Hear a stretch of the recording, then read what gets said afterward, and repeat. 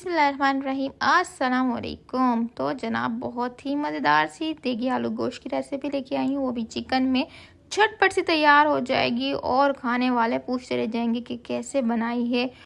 तो इंतहाई लजीज होने के साथ साथ ये बहुत ही आसान और सिंपल सी रेसिपी है। करते हैं जल्दी से स्टार्ट। इन मसालों की इसमें नीड होगी। चिकन ले ली 750 ग्राम और मैंने यहाँ पे 3 अदद प्याज ली थी, उनको ब्राउन करके रख लिया है।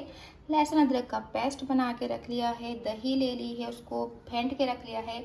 आलूओं के ऊपर थोड़ा सा कलर छिड़क के रख दिया था। और यहाँ पे मसाले चाहिए होंगे। नमक मैंने नहीं लिया, इधर नमक लूँगी। मसालों में जो नीड होगी हमें पिसा हुआ धनिया, देगी लाल मिर्च, छोटी इलायची, थोड़े से साबित गरम मसाले चाहिए होंगे और हल्दी। तो ये वही घी है जिसके अंदर हमने प्याज को ब्राउन किया था। इसमें मैं चिकन डाल के फ्राई करूँगी।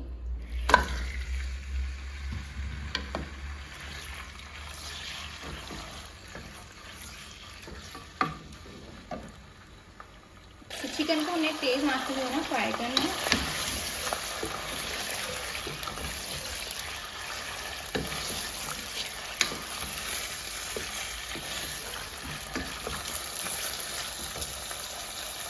यहाँ पर मैं जो आलू थे ना इसको भी साथ डाल दूँगी।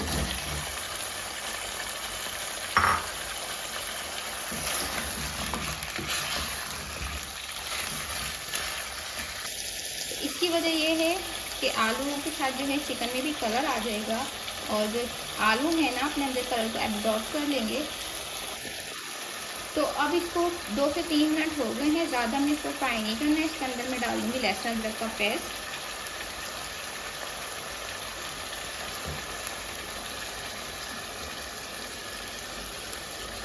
ये तकरीबन 1 अदरक का टुकड़ा था, इतना बड़ा था। और इसमें मैंने 1 लहसुन लिया था तो उसको मैंने पीस लिया था।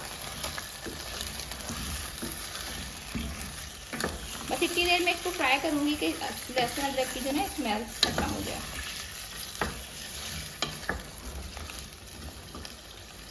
यहाँ मैं मसाले डाल रही हूँ।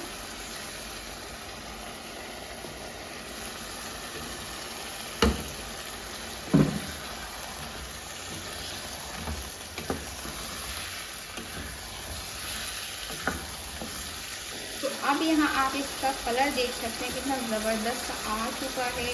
और अभी देख लीजिए मसाला भी डाले हैं मैंने और ज़बरदस्त इसका टेस्ट भी आने वाला है। तो बस आपने इसकी फ्लेम को रखना है हाई और पकाते जाना है।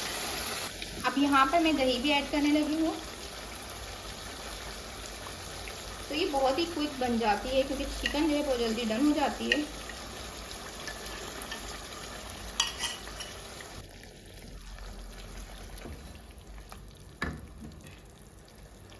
अच्छा, दही डाल के जो है ना फ्लेम को हाई ही रखना है हमने। और इसको मैं मिक्स कर रही हूँ।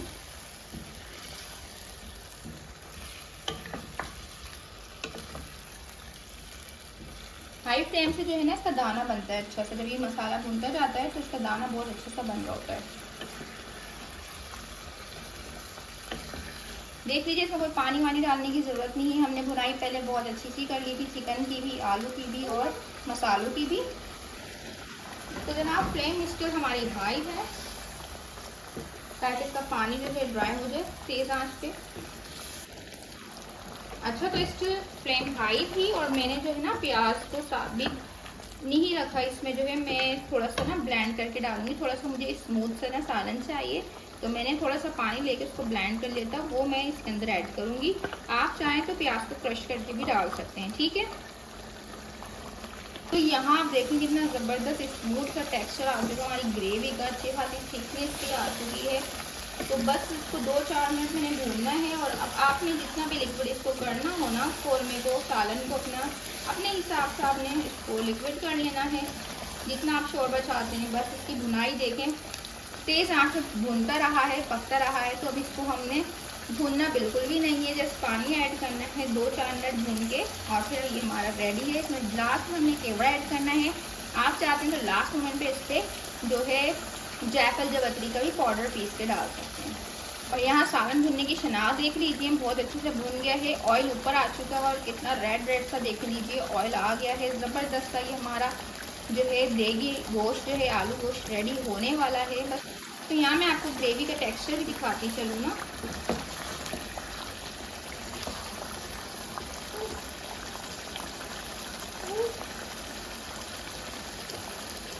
रोगन देख सकते हैं लाल लाल से क्या ज़बरदस्त आ चुका है। बहुत मज़ेदार सी खुशबू आ रही है, वो क्या बताऊँ आपको। अब मैं इसको इतना थिक तो रखूँगी नहीं, बहुत ज़्यादा ही थिक है। मैं इस पर पानी डाल रही हूँ क्योंकि मुझे ग्रेवी वाला खाना है खाना। और यहाँ पे मैंने जिसमें ब्लेंड किया था ना प्याज को, उसी पानी को मैं डाल दूँगी।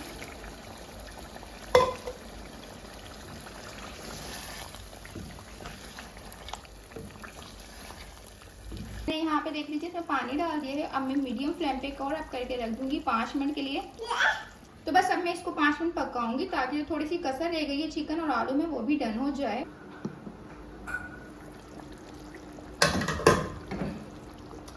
तो माशाल्लाह माशाल्लाह हमारा सालन बहुत ज़बरदस्त सा जो है रेडी हो गया है यहाँ पर। चलिए अब इसको सर्व करते हैं। रेडी है हमारा सालन। तो जी यहाँ पे बहुत ही ज़बरदस्त सा जो हमारा चिकन का देगी आलू गोश्त रेडी हो गया है। उम्मीद करती हूँ आपको रेसिपी बहुत पसंद आई होगी। अगर आई है तो जाके चैनल को सब्सक्राइब करके फैमिली फ्रेंड्स में ज़रूर शेयर कर दीजिएगा। तो मुझे अपनी बहुत सारी दुआओं में याद रखिएगा, अपना बहुत सारा ख्याल रखिएगा। अल्लाह ताला आपको और मेरा दस्तरखान हमेशा हरा भरा और आबाद रखे। आमीन सुम आमीन। मिलते हैं बहुत ज़बरदस्त सी नई अच्छी रेसिपीज़ के साथ। तब तक के लिए अल्लाह हाफिज़। तो चलते चलते यहाँ बताती जाऊँ कि खाना कैसा बना है। और इस रेसिपी को आप नान के साथ ज़रूर खाइएगा, उसका टेस्ट अलग ही आता है। और नान को अगर आप तल के खाएं तो और भी ज़्यादा मज़ेदार लगता है। तो ये आप पे डिपेंड करता है, आप चावल रोटी नान जिसे भी खाना पसंद करें, लगता बहुत ही मज़ेदार। तो अब आपसे ज़्यादा चाहती हूँ तो आप भी बनाएं, खाएं, इंजॉय करें, अपनी फैमिली को इंजॉय करवाएं। Bye bye.